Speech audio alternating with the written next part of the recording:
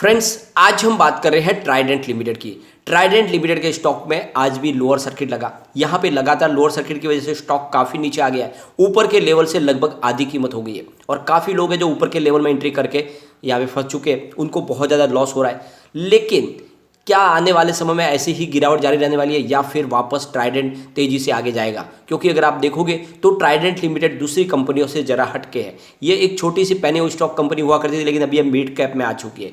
कारोबार इसका लगातार बढ़ रहा है। तो क्या ऐसे में हमें फिर से निचले लेवल पे खरीदारी करके अपने एवरेज को नीचे लाने की कोशिश करनी चाहिए? अगर कोई ऊपर फंसा है तो उसको क्या करना चाहिए, या फिर यहाँ से लॉस बुक करके निकल जाए? और जिसको भी प्रॉफिट हो रहा है, जैसे कि किसने अगर साल 2 साल पहले एंट्री की होगी तो उसको काफ़ी अच्छा अभी भी प्रॉफिट हो रहा है, तो क्या प्रॉफिट बुक कर लेना चाहिए? क्या है बाजार की संभावना? सारा का सारा दारोमदार फिलहाल बाजार के ऊपर है। बाजार में क्या संभावना आगे बनेगी, क्या बाजार में तेजी बनेगी और बाजार में इस गिरावट के पीछे वजह क्या है, इन सारी बातों को जानेंगे इस वीडियो के माध्यम से। और ये जो मौका है, क्या इसमें ट्राइडेंट अकेला गिर रहा है या फिर पूरे बाजार में गिरावट जारी है, और ये कब तक जारी रह सकते हैं, इन सारी बातों के जवाब जानने की कोशिश करेंगे इस वीडियो के माध्यम से। लेकिन फ्रेंड, उससे पहले अगर आप पहली बार हमारे चैनल पे आए तो चैनल को सब्सक्राइब कर दीजिए, एक बेल आइकॉन दबा दीजिए ताकि जब भी नया वीडियो बने पहला नोटिफिकेशन आपको मिले।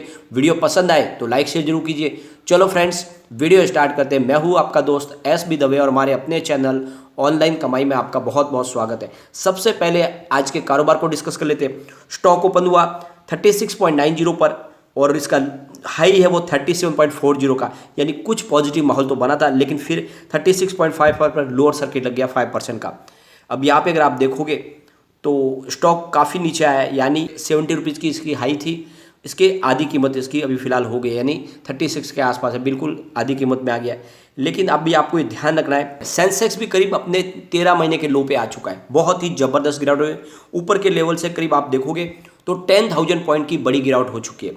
अगर आप देखोगे तो 28 मई 2021 को सेंसेक्स 51,422 पर था, लगभग उसी स्तर पे अभी आ चुका है और वैसे ही कुछ संभावना यहाँ पर बनी है। अगर हम 28 मई की बात करें तो ट्राइडेंट लिमिटेड 16 रुपये के आसपास था, इस समय इसकी प्राइस 36 के आसपास है। तो आप देखोगे उस लेवल से करीब 20 रुपीज़ ऊपर है।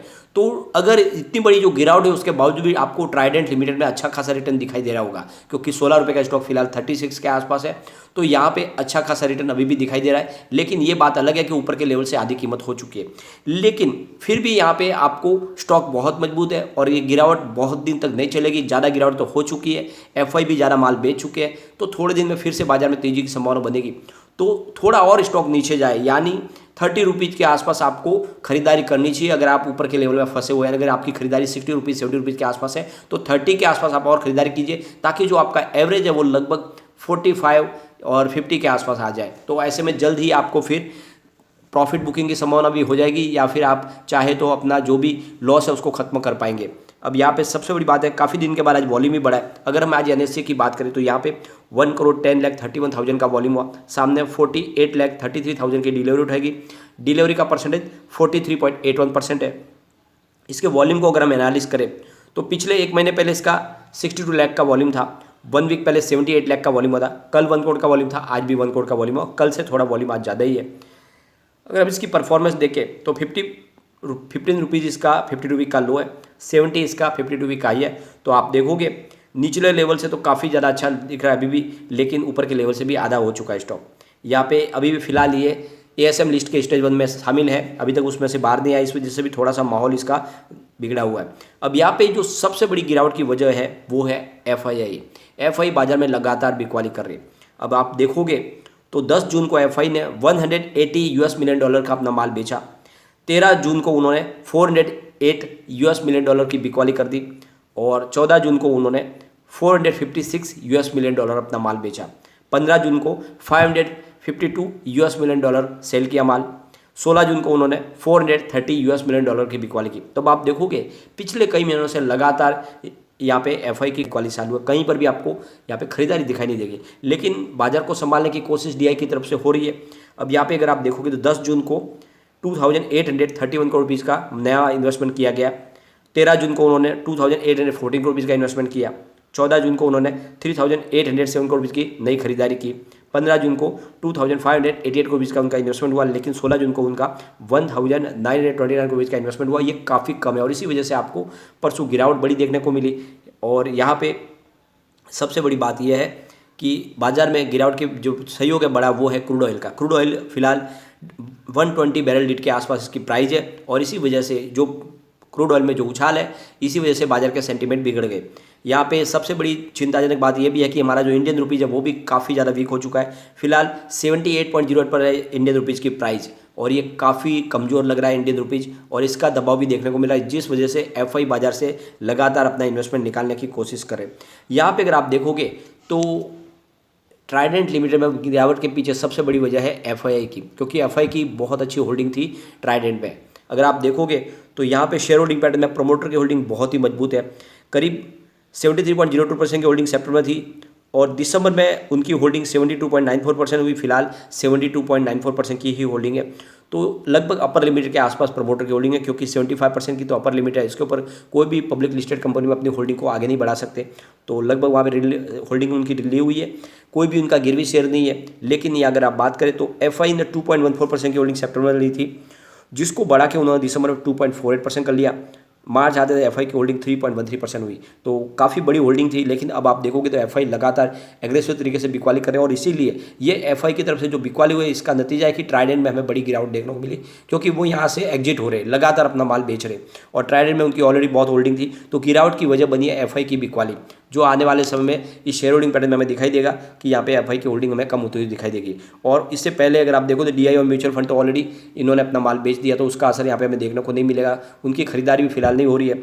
लेकिन ये ध्यान रखें, स्टॉक बहुत मजबूत है, सरकार की तरफ से पीएलआई स्कीम का बेनिफिट मिल रहा है, कंपनी बहुत सारे फीचर्स प्लान बना चुकी है, आने वाले समय में कंपनी का और बड़ा कारोबार बढ़ने वाला है।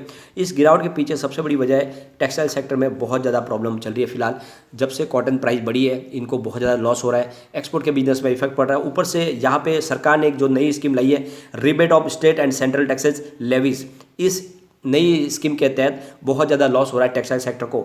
और जितने भी जो गारमेंट एक्सपोर्ट का जो बिजनेस करने वाली कंपनियां हैं, उन्होंने यूनियन गवर्नमेंट से कहा है कि ये जो है स्कीम, इसके तहत जो भी हमें लॉस हो रहा है उसको भी बेनिफिट हमें दिया जाए, क्योंकि इस स्कीम के तहत उनको बहुत ज़बरदस्त लॉस हो रहा है। उनकी तरफ से कहा जा रहा है कि ये जो नई स्कीम लाई गई, इसके तहत हमको 1500 करोड़ रुपये का लॉस हो गया है, और इसी वजह से उनका कहना है कि इसमें हमें रेड टैक्स में कुछ राहत दी जाए। ये स्कीम हमारे लिए नुकसानदायक है। ये सरकार की तरफ से उन्होंने अपनी गुजारिश की है कि इसमें कुछ बेनिफिट दिया जाए। इसके अगर रिटर्न को हम देखें तो पिछले 5 साल के हिसाब से 343% का पॉजिटिव रिटर्न मिला है। 3 ईयर के हिसाब से 480% का शानदार पॉजिटिव रिटर्न मिला है। 1 ईयर के हिसाब से 118% का पॉजिटिव रिटर्न मिल रहा है। लेकिन 3 मंथ के हिसाब से 33% की गिरावट हो चुकी है। 1 मंथ के हिसाब से 25% की गिरावट है। 1 डे के हिसाब से 5% की गिरावट है। तो ऊपर के लेवल से 33% की गिरावट हो चुकी है, और यहाँ पे खरीदारी की जा सकती है। मुझे स्टॉक पे भरोसा है, आने वाले समय आपके निवेश को ये कई गुना बढ़ा देगा। यहाँ पे डरने नहीं, बल्कि इन्वेस्टमेंट करें। अगर आप ऊपर के लेवल में फंसे तो निचले लेवल से खरीदारी करें। ट्राइडेंट लिमिटेड पहले प्रॉफिट बुक कर लिया है, तो 30 रुपीज़ के आसपास फिर से खरीदारी की कोशिश करें, लेकिन एक साथ में ना करें, क्योंकि बाजार के सेंटीमेंट के बारे में कोई नहीं कह सकता क्या होगा आगे, क्या संभावना पॉजिटिव बनेगी या निगेटिव बनेगी। जिस तरह से एफआई की निकासी हो रही है, एफआई पूरे बाजार में 20% की वेटेज रखते हैं। अगर ऐसे में एफआई की और सेलिंग बढ़ेगी तो बाजार और भी नीचे जा सकता है। तो ऐसे में खरीदारी एक साथ ना करें, थोड़ी थोड़ी शुरुआत करें। अगर 30 रुपीज़ के आसपास आप खरीदारी करते हो और गिरावट होती है तो थोड़ा फिर नीचे भी कर सकते हैं। फ्रेंड्स, अगर हम कंपनी के कारोबार की बात करें तो कंपनी लगातार अच्छा प्रदर्शन कर रही है। इन्होंने जो Q4 का रिजल्ट पेश किया वो भी बहुत ही बेहतरीन है, और जिसके आंकड़े के दम पे हम कह सकते हैं कि कंपनी बिल्कुल पटरी पे। यहाँ पे अगर आप देखोगे तो इनका रेवेन्यू 1.87 थाउजेंड करोड़ भी निकल कर आई है। आपको ध्यान रखना है, जहाँ पे 39.03% की ईयर ऑन बेसिस पे हमें बढ़त देखने को मिली। और इनकी नेट इनकम 181 करोड़ रही है, जहाँ पे 137.08% की ईयर ऑन बेसिस पे बढ़त देखने को मिली। और यहाँ पे इनकी नेट प्रॉफिट मार्जिन 9.69% रही है, जहाँ पे 70.6% की ईयर ऑन बेसिस पे बढ़त देखने को मिली। तो आप देखोगे रिजल्ट बहुत ही बेहतरीन है, और आने वाले समय कंपनी में आपको मायूस नहीं करेगी। लेकिन बाजार के सेंटीमेंट बिगड़ चुके हैं, ऐसे में आपको हर स्टॉक में गिरावट तो दिखाई देगी। तो ऐसे में ट्राइडेंट भी अपने आप को बचा के नहीं रख सकता। तो ऐसे में आपको थोड़ा सा धैर्य के साथ बने रहना है। यहाँ पे अच्छी बात यह है कि कम्युनिटी सेंटीमेंट स्टॉक के साथ बना हुआ है। 83% बाय की कॉल है, 10% सेल की कॉल है, 7% होल्ड की कॉल है। इसका मतलब 100 में से 90% लोग अभी भी इसको लेना पसंद करें, जो इसके लिए एक अच्छी बात है। एक बार इसके पिवट लेवल को भी चेक कर लेते हैं, तो यहाँ से और गिरावट होगी। तो 37.33 का फर्स्ट सपोर्ट था, जो ऑलरेडी टूट चुका है। सेकंड सपोर्ट 36.22 का है, जिसके ऊपर फिलहाल स्टॉक है।